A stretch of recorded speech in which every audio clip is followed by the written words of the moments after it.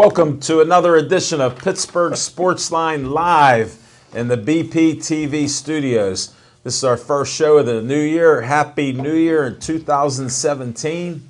Thanks for watching. I'm Al Levine, the talking machine. Chip Hayner's right next to me. And Smoking Jim Frazier's over there eyeing up his pizza from, hold it, Olive Oil's Pizzeria. Give them a call, 412-831-1900. They're sponsoring our show tonight. Great pizza there. Had the pizza early. Man, we've been sitting in the studio for half an hour talking sports, so can't wait to talk sports with you. Thanks for watching us on Comcast 7, only in Bethel Park. Then we're on Verizon 32 in Bethel Park and everywhere else from Nemacolin to Cranberry, Wexford, and all points in between. So we appreciate you watching. And believe it or not, we hit 6,401 likes on Facebook. That's our highest total since last year. So we're holding steady there for this day. For some reason, a couple people like that. That's our first time over 6,400 this year then, right? Yes, right. Yes. A new record. Chip, you're on the ball tonight. That's right. Can't wait to talk sports since you caught that one. I couldn't slip it by you. And we have a bunch of sports to talk to you. There's always great news out there, good, bad news, and different. And it's all about sports. You name it, we'll talk about it. And we start our show off. The first segment is What's on Your Mind? And I'm going to do that with Smoking Jim Frazier. What's on your mind? Thanks, Al Levine, the talking machine. And if you want the green, There it is. you got to see Levine. I'm glad you caught that. Just wanted to start off the show with a couple quick stories that happened this week. What, no player of the week in basketball? I do. I have a couple players of the week, but I just wanted to get these stories out of the way. What do you have? New Year's Eve. I decided to go out on New Year's Eve because I wanted to see what this twerking phenomenon was all about. So I did to do some research. You've been watching twerking online like crazy. I was doing my research, and as I was sitting in the corner studying, and Drooling. I was studying because it's been around for a while, and I've never really seen it. And Live, you mean? Hardest Live. working sports writer in Pittsburgh. That's it. And I see this guy, Antonio Brown twerked. Yeah, did he? Okay. You saw that. I never seen it at a club. So I went out specially to a club, and this was a predominantly black club. And There he goes, folks, telling us what's going on. And so I see this one guy. He was twerking. And I thought he was sitting down, but he was standing up. And later on, he comes over to me. Now, he had some swag to him. He comes over to me, and he says, You've been watching me. He says, please tell me you're on TV. So I says, yeah. He says, I'm from Birmingham, Alabama, and we get you in Birmingham, Alabama. He says, we get your boxing down there in Birmingham, Alabama. So we talked a long time. Did he twerk for you? No, he didn't twerk, but he had the swag, and we talked a good while. I like the story just that he got your boxing down in Birmingham, Alabama. Our boxing. He didn't mention me. Come on.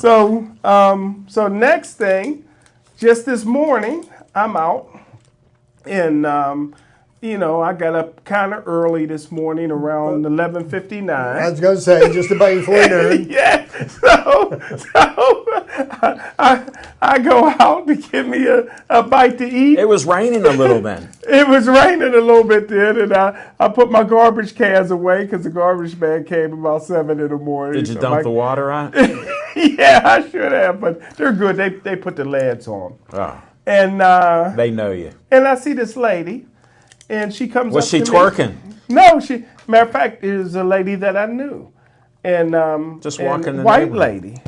And she says, probably your neighbor. And she said, no, it wasn't a neighbor.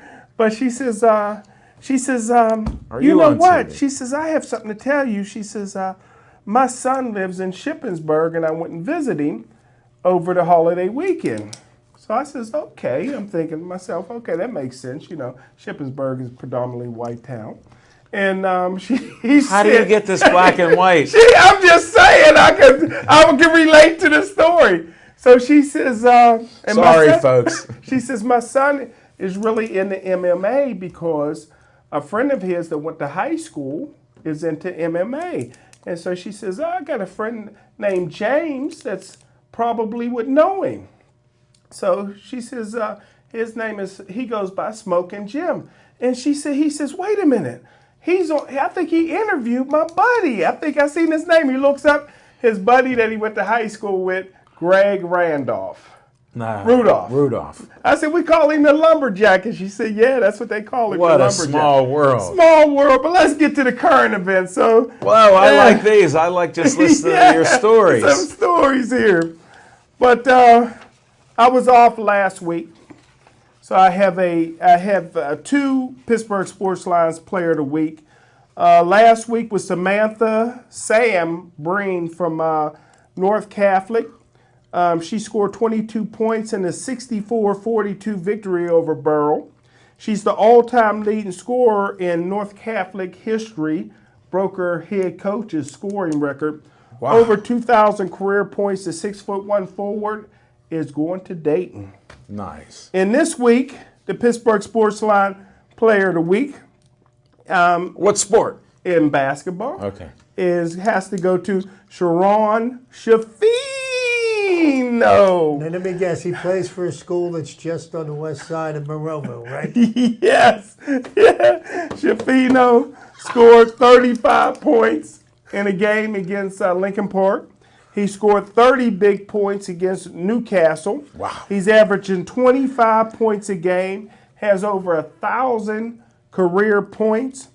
The all-time leading scorer in Penn Hills' history is his uncle Drew with over 2,000 points. His uncle Jake played in the NFL.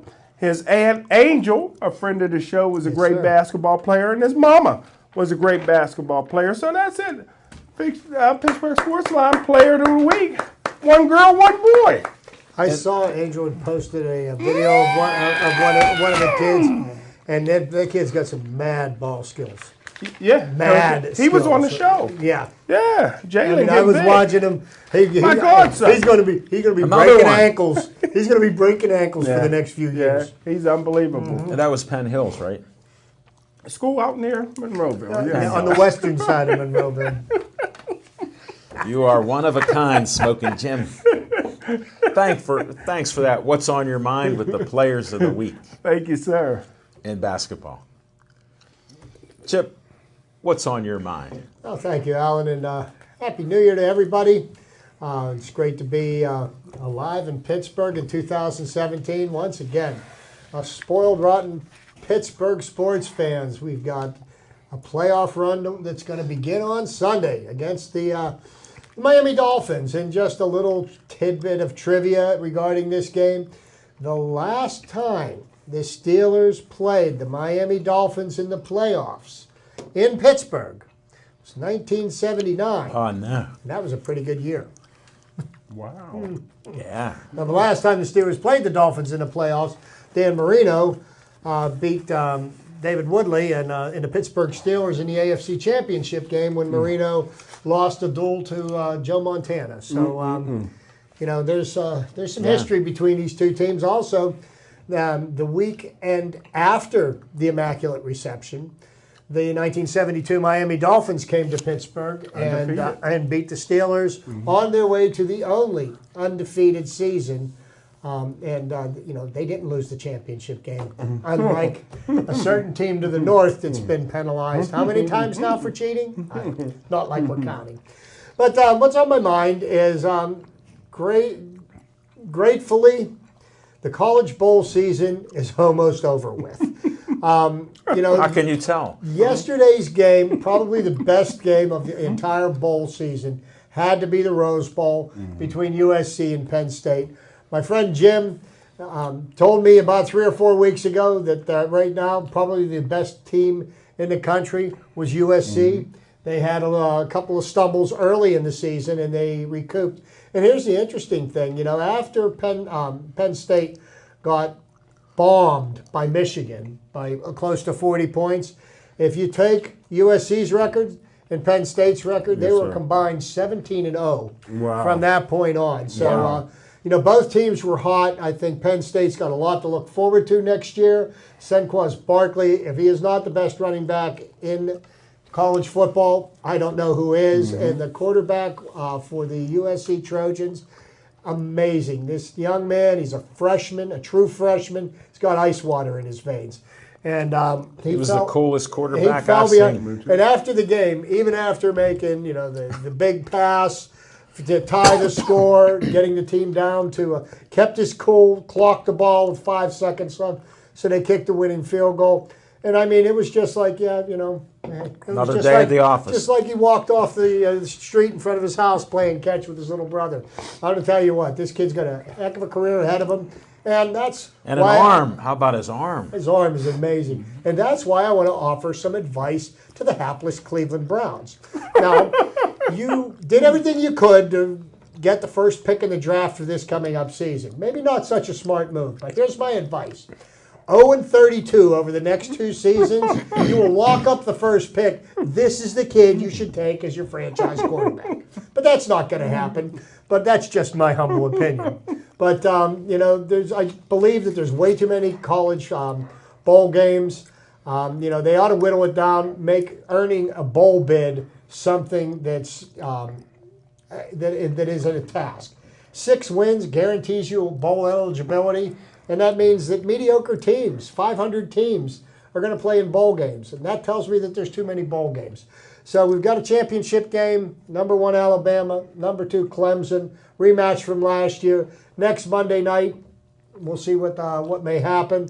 Everybody's looking for Alabama to roll all over Clemson, but Clemson might have a chance.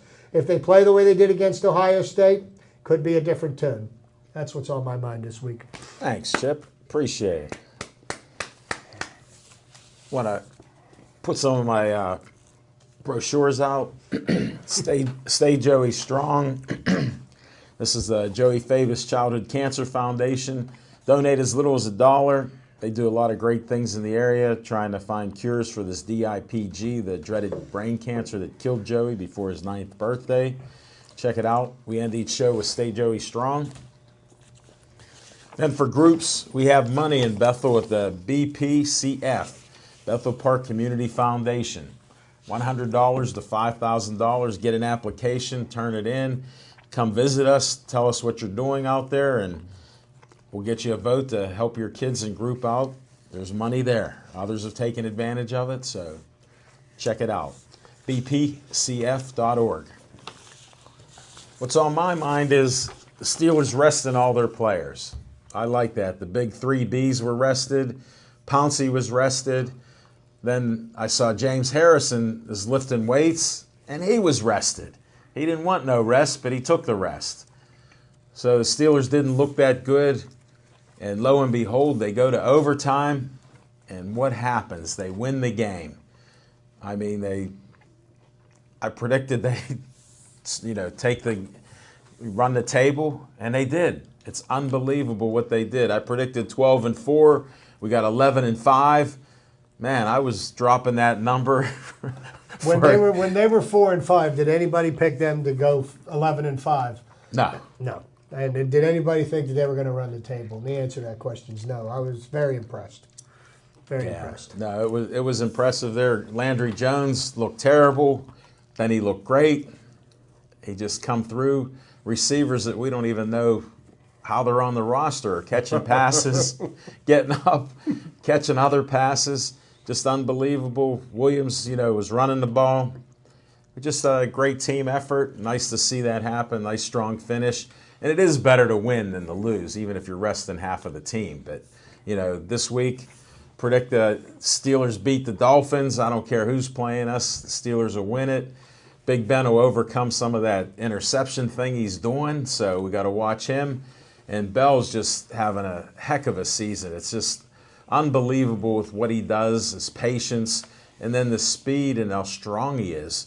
I mean, he deserves being MVP of the team. That's a great honor, so. If I may interrupt yeah, you go for ahead. 1 second. We're talking about the Steelers game and going into overtime. And when it got to be 4th and 2, and the Steelers were within field goal range. And Tomlin decided to go for it on 4th down because he went for the win.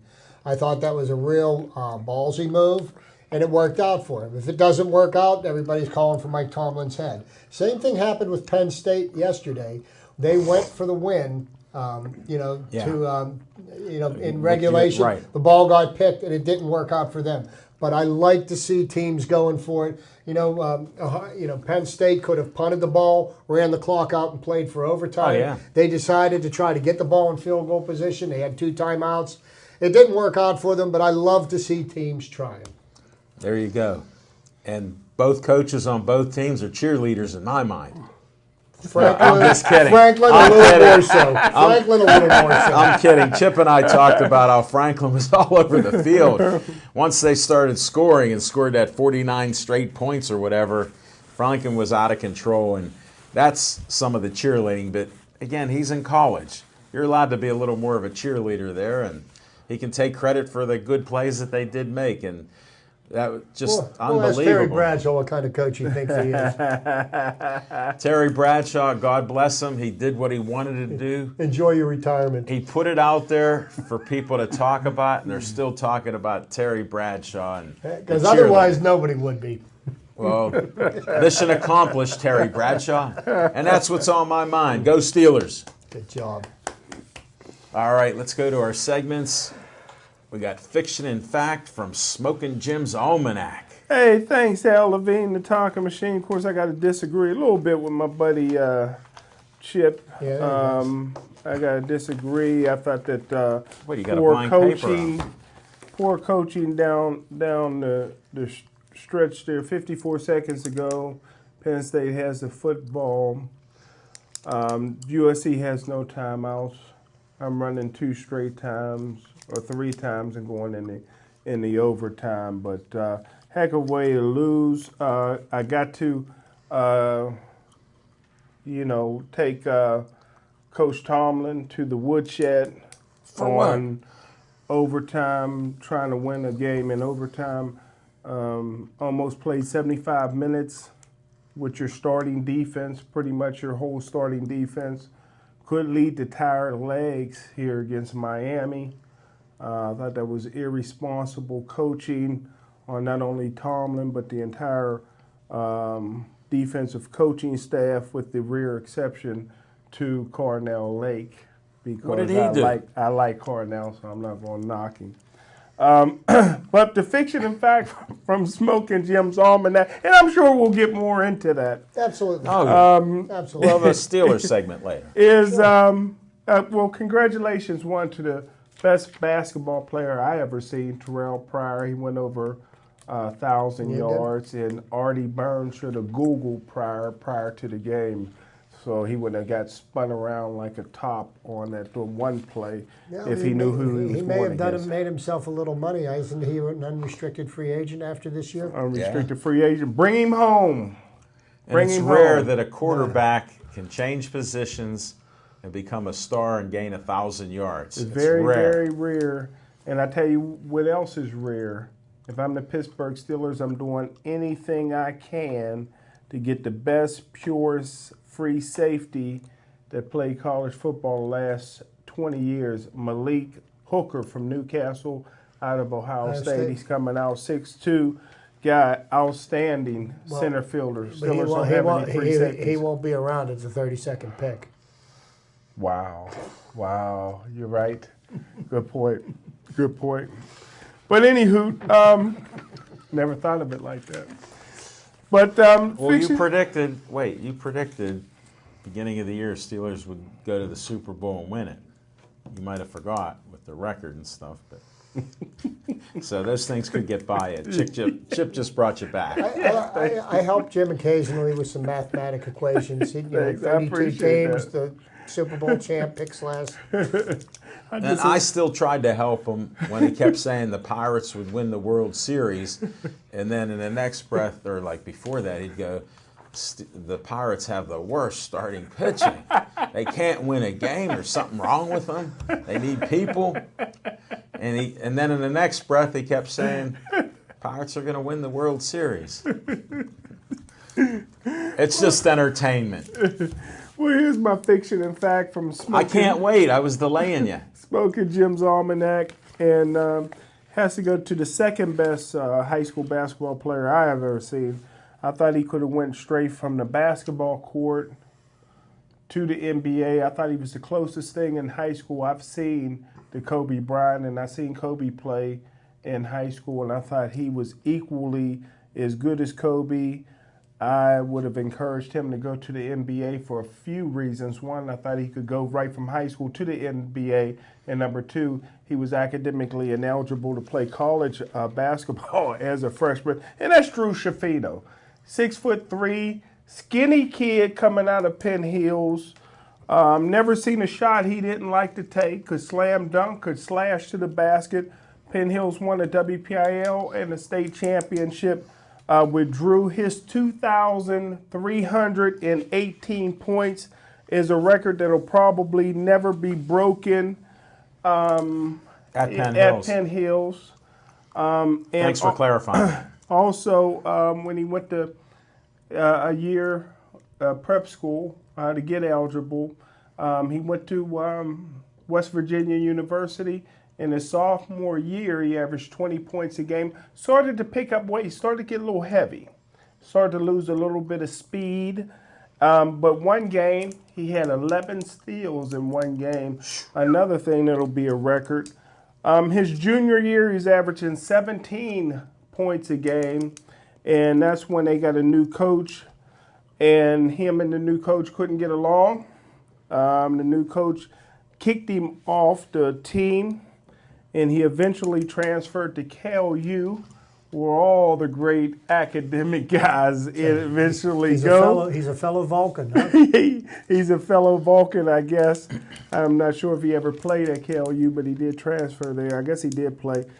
But then he got fired. But as great as he was on the court, and as great of a family as he came from, he made some mistakes off the court. He got fired as Steel Valley's high school coach. That's recently. That's recently. He was a no-show on Pittsburgh Sportsline. That's bad karma. That's recently. He not only did he play at West Virginia KLU, he played in the CBA, the ABA, played for the Pittsburgh Explosion, which I had a hand in the ownership there. I remember.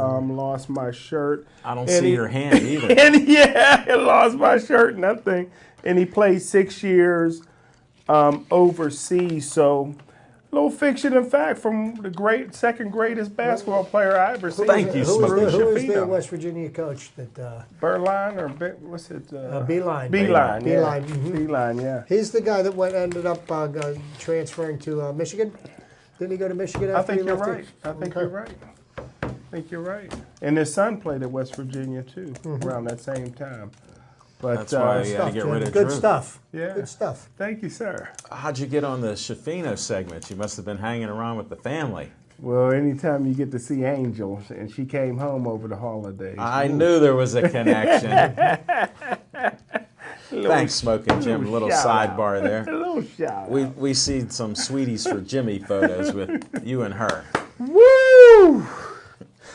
All right, Chip, let's get down to Chip's trivia time. Chip's trivia time. And as I promised you, for everybody last week, this week we're going into the NFL playoffs. So I've got some NFL playoff records that I thought I would share. And as I was digging through my research, I noticed that there's 17 pages of records here. Fortunately for all of you and Al and Jim, we're not going through all 17 pages tonight. I'm going to kind of gloss through. I'm going to carry this over for the Chief, next you can have your dessert now. I'm going to carry this over for the next few weeks. Some of them are kind of interesting. And let's go with the most postseason games won all time. And I believe that recently the Steelers may have passed this team, but the two teams that were tied with 34 wins each were the Steelers and the Cowboys. And the Cowboys haven't made the playoffs in quite a number of years, and looks like they've got a stacked team. They might make some noise in the NFC this year, but they've got to have some stiff competition. Seattle woke from the dead. The coma it was in last year. Green Bay is the second hottest team in football right now to the Pittsburgh Steelers. 6 straight wins. Aaron Rodgers, 40 touchdown passes, only 7 interceptions. Definitely in the conversation for NFL MVP this year. We'll see how that falls. So then we got the most wins, 34. The most postseason home games won all time. San Francisco 49ers with 20 wins between 1971 and 2012. Ain't bad. Most postseason road games won all time. If you'll take a guess, Steelers. you'd be surprised. Steelers.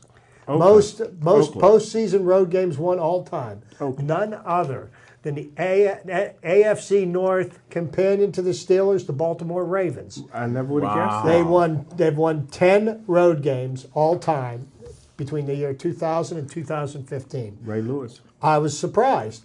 Most consecutive postseason games won. The total of games they won in a row was 10. Is none other than the hated New England Patriots. They ran the table in 2001. They ran the table 2003, 2004. Won their first playoff game in 2005 before they got knocked out. So that was prior to Spygate. So they were taping their opponent's signals and stealing them. Anything to win, right, Bill? Most consecutive postseason home games won by the Green Bay Packers. Between 1939 and 2002, they won 13 home playoff games. Most consecutive postseason road games won. New York Giants from 2007 and 2011. And, I find that hard to believe. well, those happen to be the 2 years that they punked the Patriots. Okay. 2007, the New York Giants reminded the Patriots that 18-1 don't mean squat if you don't win at all. And the Miami 72 Dolphins drank a bottle of champagne on them. The highest all-time postseason winning percentage. All the teams in the NFL, again, this would be a team that would surprise you. Baltimore Ravens. Winning percentage of 6.52. Wow. And then next I'll go through the losses, and we'll cut it at that for this week because we do have plenty to talk about. Steelers and Dolphins and the rest of the NFL playoffs this weekend. Most losses, most games lost all time. And this is a team that has lost 4 Super Bowls. Now, there are 2 teams that have lost 4 Super Bowls, and it's not the one that you think. It's the Minnesota Vikings. Bud Grant didn't seem to have much success in the big game. The Vikings lost their first Super Bowl to the Kansas City Chiefs. Then they lost, I believe, to the Dolphins, the Steelers, and the Raiders. Wow. So the longest losing streak in the playoffs. And we've got 3 teams that are tied for this dubious distinction. 2 of them are in the playoffs this year. First off is the hapless Cincinnati Bungles. So Marvin Lewis has 14 years of a head coach of an NFL team and 0 playoff wins, and the embarrassment that his players constantly subject him to. They've lost 8 straight games, 1990, 2005, 2009, and then 2011 to 2015. Unfortunately for you Cincinnati Bengal fans, you don't have to worry about losing one this year. The next team came in as a wild card. They played for the division title Sunday night. They came up short to the second hottest team in football, the Detroit Lions. Lost in 1991, 93 through 95, 97, 99, 2011, and 2014. Maybe they'll get that win this year and break the streak, but they've got to go to Seattle, and they've got their work cut out for them. Yeah.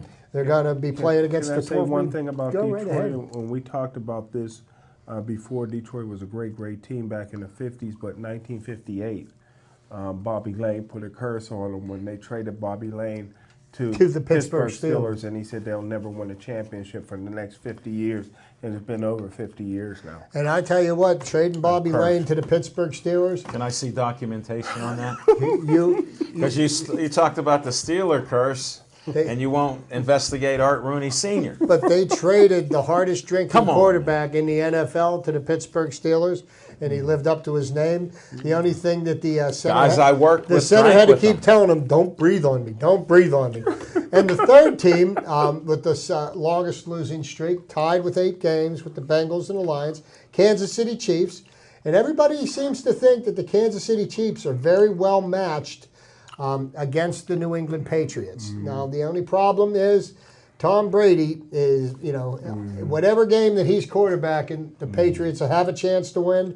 Here's what you got to do to beat the Patriots in Foxborough. Don't let them have the ball last. Okay?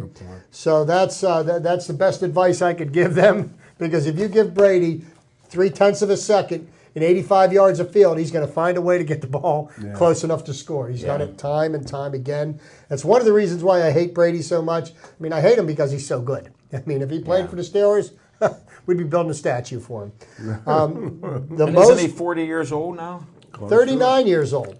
39 years old. Wow. And, and he's showing no signs of it. Tom Brady, another strong candidate for NFL MVP, even though he's suspended the first 4 games. He's thrown 28 touchdown passes this year and 2 interceptions. And he beat a record that was set last year. I believe it may have been by Alex Smith, who threw 27 touchdown passes and 2 picks. Wow. So, that is amazing control, because once you let go of the ball, so many different things can happen. But he does get the ball to his receivers. The record was held, not last year, but Foley, the quarterback from Philly that won. Nick Foles. Then he fell off the and then he fell off the face of the earth. He can't get a backup job, So I got 2 more here. Most postseason home losses all time. Okay. The New York Giants would be 1. Okay. Our beloved Pittsburgh Steelers. Really? And the San Francisco 49ers. Yes. Wow. All those years that we lost to the Patriots when they were stealing signals. You can't cheerlead your way to victory in the playoffs. Well, the funny thing is, one of those games was with Tomlin as the coach. The rest of them, a certain Mr. Cower, who seemed to find a way to blow playoff games with clearly superior teams. He couldn't manage that clock either by bad choices in clock management. Wow. And finally, last but not least, the most postseason road losses of all time. Once again, we have to go back to the team that lost the first team to lose 4 Super Bowls. Once again, the Minnesota Vikings. Wow. Do you remember the year that Dante Culpepper and Randy Moss came into the land? They were 15-1, and they were by far the best team, the best offense in the NFL. And Jamal Anderson and the Atlanta Falcons beat them. That was the year the Falcons made it to the Super Bowl and didn't win. First time Gary Anderson missed a field goal all year. But the other Anderson, Morton Anderson, made his. Yeah. Which one's in the Hall? Fiction and fact from Smoking Jim's Almanac, part 3. So once again, that's part 1 of our playoff trivia. More to follow next week. All right. Thanks, Chip. Wait. Great Very job, good. Chip. Learned a lot of stuff I didn't know. Can't beat that. On location, Atria's PNC Park, 7 o'clock to 8 o'clock next Monday. That's Atria's PNC Park, right at the stadium. Check us out. Come on down, watch the show live as we tape it. So can't wait to see you down there. All right, let's dig into the Steelers and this playoff game they got coming up. What's your thoughts? Well, first let's go back and revisit the game on Sunday. It was an exciting game to watch, and it was a pretty poor performance of preparation by the Pittsburgh Steelers. All they heard about the 1-14 Cleveland Browns. We don't even have to show up. We're going to sit our 4 stars on offense. We're going to sit James Harrison, and somehow the Cleveland Browns didn't get that memo. They came out and they played like they wanted to win the game. Well, they have the youngest team in the league. Well, you know, with only one of our 5 offensive linemen sitting on the bench, we couldn't run the ball. We couldn't protect the quarterback. Landry Jones, I will say, as the game went on, Landry Jones got better and the offensive line started playing better. But they looked horrible in the first half. And I can tell you this, you know, I don't care if the team's 0-15, 1-14. You cannot take a week off in the NFL. You know, and fortunately, we came through that game with very minor injuries. But, you know, when you don't play to, you know, your fullest potential, you leave yourself open for injuries. And, you know, our downfall the last couple of years in the playoffs has been players getting injured. Oh, yeah. Okay, we haven't had Le'Veon Bell in the playoffs ever. You know, Right. we've had Antonio Brown knocked out of the play. We had a chance to try to make it to the Super Bowl last year and almost beat Denver in the AFC Championship game. Well, Antonio Brown could have made a difference. So, Yeah, he would have. you know, they need to strap on their chin straps and they need to buckle down. And, you know, there is no tomorrow. It's one and done now. So right now, there is no favorites as far as I'm concerned. Everybody is 0-0. You got to start winning one at a time. Well, the Steelers are 10-point favorites. They may be in the books, but you know what? Both teams are 0-0. And, you know, Ryan Tannehill has not yet been ruled out of the game. His coach says that Tannehill wants to play, but he's not going to listen to his quarterback. He's going to listen to the doctors. And if he's capable of playing, they will. Matt Moore has been 2-1 as the starter in replacement of Ryan Tannehill. Seems to be managing the offense well enough. Now, Ajayi put 200 yards on the Steelers the last time they played them. Look what happened last weekend. The Cleveland Browns, I don't care who was sitting on the bench, rushed for over 200 yards against the Pittsburgh Steelers. We cannot let that happen this week. What's the running back's name for Miami? Ajayi? Is that his first or last? That's his last name. And I don't know what his first name is. Otherwise, I would have mentioned it. I assume with a name like that, he's blind. But No. No, he's Aqua. He's Aqua. But you know, like Chip said, I couldn't have said it any better. First of all, my favorite offensive lineman since Conrad Dobler, Rich Incognito, and he'll be playing. Laramie Tunstall probably have his mask on before and after the game. Good. and you know, hopefully he can stay away from Le'Veon Bell because we don't need anybody getting suspended. But I think the key will be Pouncey's brothers on injured reserve. Is it? So they're playing without their center. I would play Moore if I'm Miami. He's a conservative quarterback and he's healthy.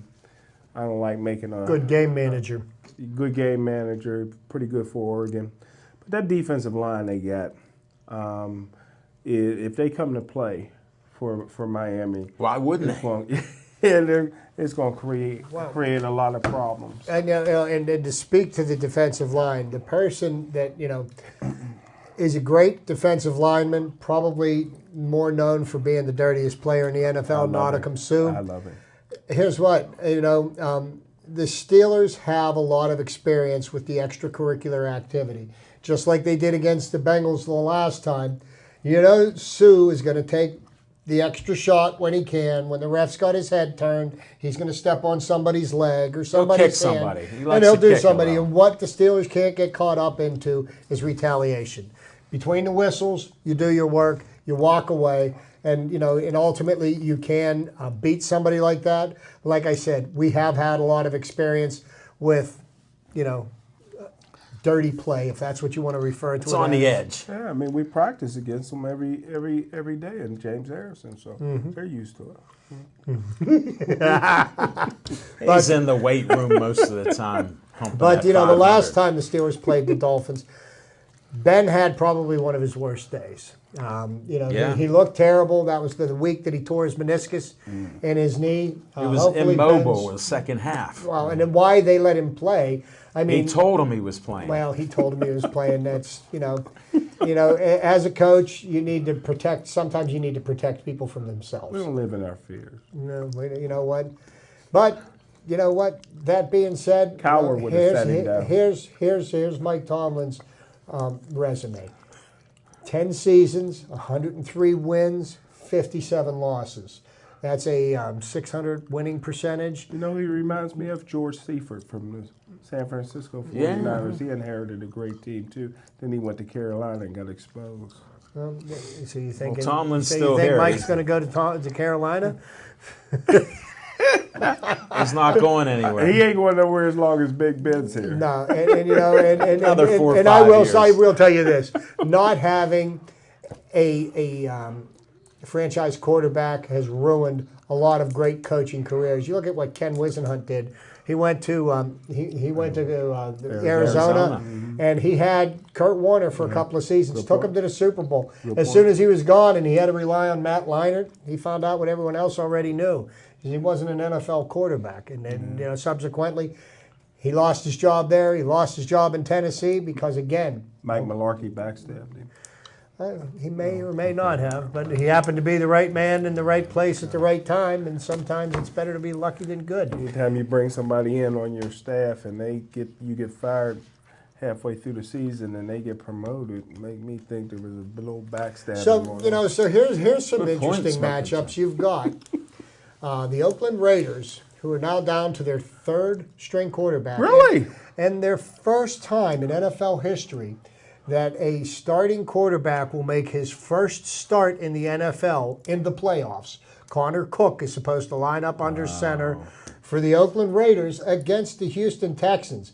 Now, the Houston Texans will be starting Brock Osweiler, who was benched 3 weeks ago for Tom Savage, who couldn't lead Pitt to more than 6 wins when he played here at Heinz Field. So you've got that as the first game to be played on Saturday afternoon. Now, Stay tuned. Stay tuned is right. But so You gonna watch that? probably for lack of anything better to watch, I you will. not? Then you've got the Detroit Lions facing the Seattle Seahawks. What kind of shape is Matt Stafford's finger going to be in? Is he going to be able to move the Lions' offense against a pretty stout That Seahawks finger defense? doesn't even rest on the ball. And Russell Wilson is one of the premier quarterbacks in the league.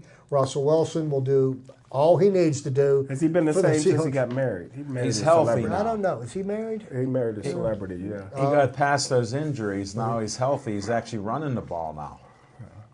Russell Wilson. So do we get to the Sunday Russell games? Wilson. And we've got the Packers. Like them. We've got the Packers against the Giants. And the Giants got to travel to Lambeau Field. Oh, that ain't fair. And you've got the Steelers and the Dolphins playing on Sunday. So there's some interesting matchups, and where the chips may fall, we'll find out Sunday We're bragging. afternoon. The chips. See, a little plug for myself there. But, Little, very little. But so, we've got some interesting matchups this week. But Jim and I were talking about this just before we went on the air. The Steelers' path to get to the AFC Championship game is laid out right in front of them. All they need to do is focus on beating the Miami Dolphins this week. Don't look any further than that. The Dolphins are going to give them everything that they've got, and they're going to have to play their A game to beat them. Yeah, Kansas City will kill whoever wins. Whoever got to go to Kansas City. And that's Smoking Jim Frazier being outspoken and entertaining at the same time. I happened to be at a game this year, and 2 things I remembered about this game. One, Kevin Green got his Hall of Fame ring at halftime in the pouring rain, and the Kansas City Chiefs got tattooed by the Pittsburgh Steelers. I believe it was 42-14. So Anything can happen. anything can happen, and but I will tell you this, Alex Smith, I was talking about the San Francisco 49ers, and they haven't been in the playoffs since 2012. Now, here's a team that went to the Super Bowl in 2012 and has completely imploded to the point where they're 2-14 this year. Yeah, 2-14 this year, and they have no hope of quarterback, and the general manager thought it was such a great idea to trade away Alex Smith and keep Colin Kaepernick. And Colin Kaepernick was a brief flash in the pan. After 1 or 2 good seasons, his skills started deteriorating. All Alex Smith has done since he's been traded to the Chiefs is taken him to the playoffs every single year. Alex Smith may not be flashy. He's a great in the Kansas City Chiefs offense. He plays within himself. He won't lose a lot of games for you, and he'll do what he needs to do to win. You need that. You know, I mean, if anybody would have ever taught Tony Romo how not to lose the game, the Dallas Cowboys may have been the dynasty of the 2000s, but he never got that memo. Well, Jerry Jones still believes he will. So. Yeah, well, Jerry Jones believes a lot of things, but I believe that Tony Romo will be playing in the NFL next year, but for somebody other than the Dallas Cowboys. Do you guys think that Ladarius Gray will play? I don't know. That's hard to say because, he did have concussion issues with the San Diego Chargers, and there was lots of argument back and forth, and anybody that differs with their opinion with Mike Tomlin, as my friend Jim knows, doesn't get very far, but people were saying it was his ankle that was keeping him out of the games. Other people were saying that it was his post-concussion syndrome. So, he got his head bopped, and, it seems to be that once you start with a series of concussions, you become more susceptible to concussions. And is he going to be ready to play? The Steelers can win without him. He does make a nice addition if he's healthy and capable of playing. I do like what he brings. What is he, 6'6"? 250, 260, and he's got decent speed. He opens up the middle of the field, which And his hands are a little suspect at times, but he does catch a few of them. Maybe that double vision, from being his bell rung so many times might affect him. But a guy coming back will be Tuitt. I heard Tuitt will be back on Sunday. Tuitt's supposed to play. He sat out last weekend's game, and after the game was over, on the field, he proposed to his girlfriend. And and she said yes. Really? Mm-hmm. I got the inside info, Jim. Yeah. You spent all that time over on the south side. I don't got to go over there. They don't even know the south Ed side. Bouchette posted that, I didn't know that. Steelers Insider, yeah. But, will he play? If the doctors clear him. I don't know if he has been cleared yet. I heard that he was out of the concussion protocol. I heard he's out. But I guess practice starts tomorrow, and I guess that's going to dictate who plays this week. If he's able to go through complete practices, he'll get a hat for Sunday's game. If not, we're going to have to rely on Jesse James and Xavier Grimble. I like both of those guys. Yeah, they did well. Neither of them are ever going to go to the Pro Bowl. And you know what? Not everybody does. I'm thinking that nobody else on the Steelers is going to make it to the Pro Bowl this year because they're going to be getting ready to go to Houston. That was a good one. That was a good one. Are you really seeing the Super Bowl for this thing? You know what? I've become a believer after this last 7 weeks, and here's the reason why. If you look at the last 3 games the Steelers played, they all came from behind victories, which were games that once the ball started rolling in the wrong direction, it would snowball on the Steelers. Buffalo, Cleveland, and the Cincinnati Bungles. and here's the thing: we won 2 games where Ben played terribly. So I mean, without Ben playing his best, we were still able to win games and come from behind. And Ben was the deciding factor in each of those games at the end of the game, which he does have the ability to do. He has that short memory of those interceptions. It's sucking. Yeah. If the Steelers can focus their attention on the task at hand, I believe they have the potential to win it all. Now, will they? Steelers teams have notoriously been known to, blink or not show up for a few series, and then playoff football's different than the regular season. The same way the regular season's different from the preseason. Everything's going to get turned up a notch. Every single play is going to matter. So they're going to have to stay focused, and Mike Tomlin's going to have to get an extra set of pom-poms and make sure that he cheers the boys on to victory. Just watch those 2-point conversions, Tomlin. And I'll There's tell only you what, 3 of 9. We got to watch. I was very pleased to see last weekend that, they didn't even bother trying to fool with that. It was all about, let's get the points, let's win the game.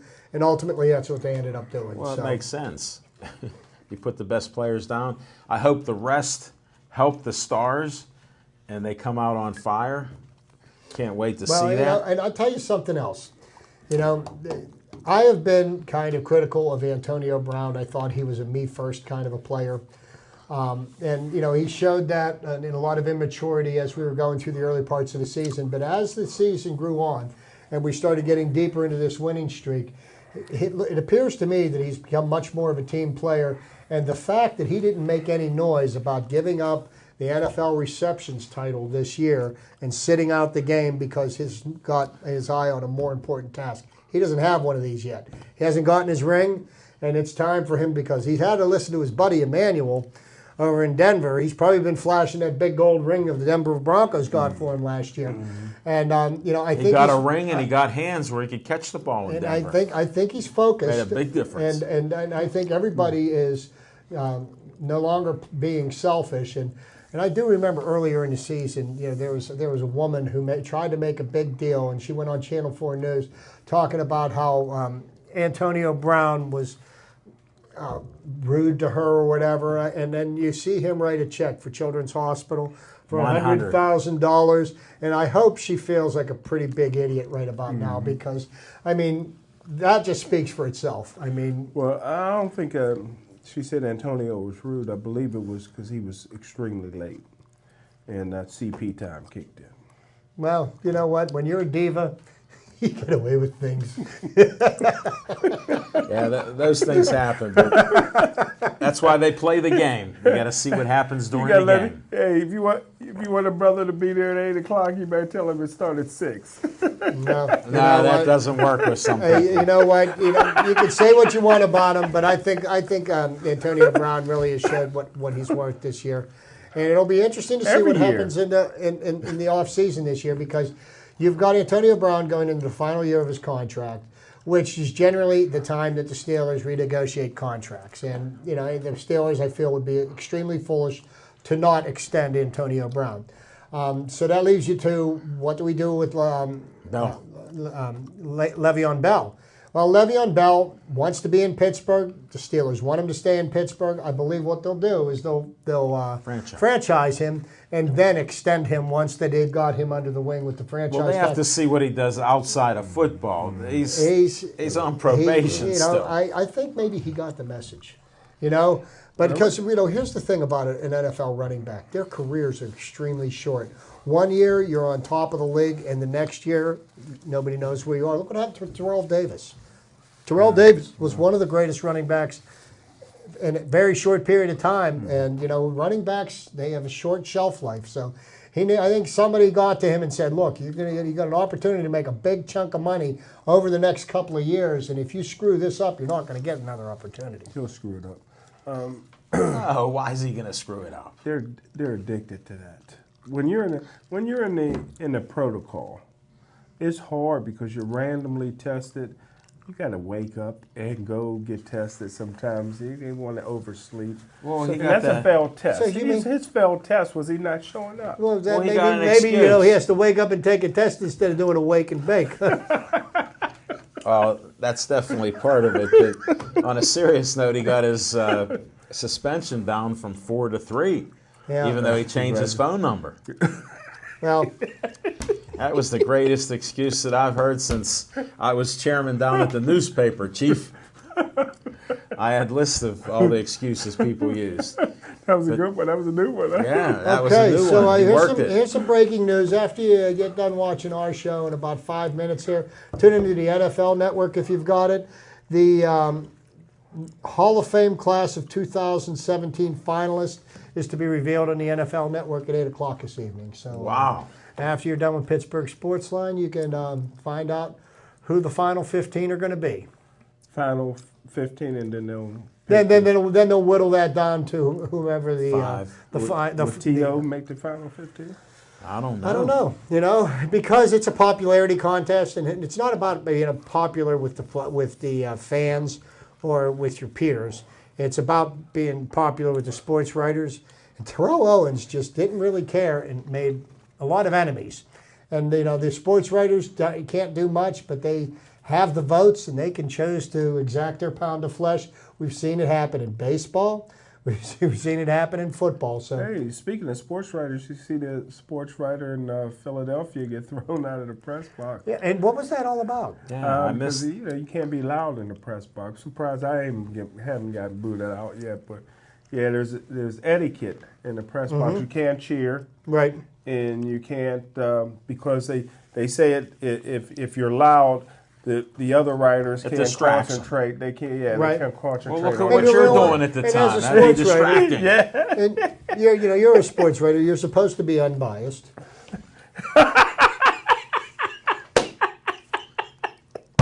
I'm so glad that you don't hold grudges, Jim. Especially when it comes to the City League Hall of Fame. And he knows what unbiased means. He knows bias and he knows unbiased. This is some of the inside jokes that you're hearing outside. Jim, I've never known Jim to hold a grudge. Jim's the consummate professional. No, he's the nicest guy in the sports media. And look at that smile.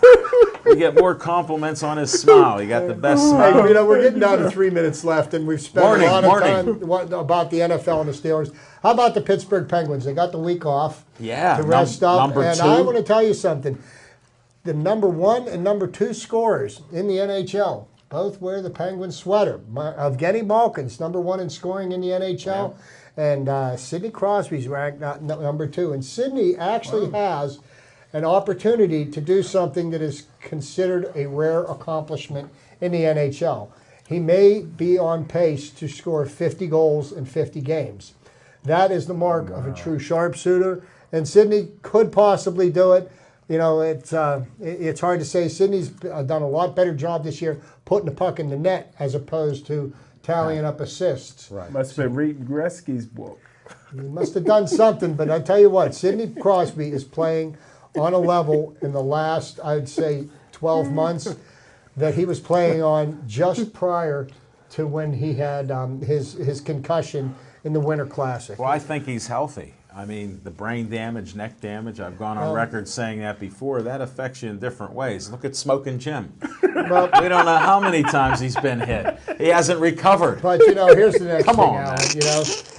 He's healthy and he's happy because he's okay with the coach we have for the time being. Okay? Now, he's gone through 4 of them already, and I wouldn't expect any less than 4 more to go by the wayside before he ends Well, up they hanging have his a skates shelf life of around 4 years, the coaches. Yeah, in the NHL. In the NHL, it's a lot. That's about speaking 4. of coaches, and I'll make this quick. You saw how many coaches lost their jobs in the NFL, and at what point is the NFL going to stop recycling all these coaches that are lousy coaches? For example, how many more teams does Rex Ryan have to ruin him.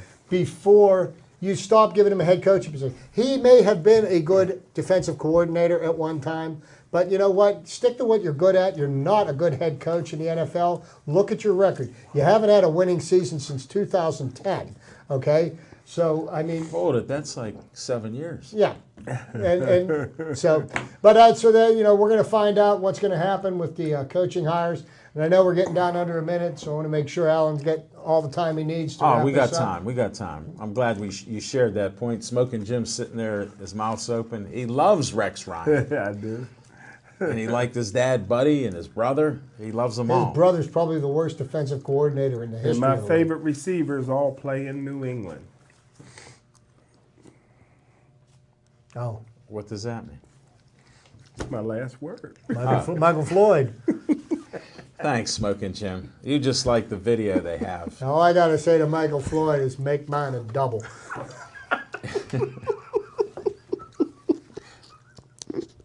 Enough of that. We don't promote drinking. Smoking Jim's a teetotaler.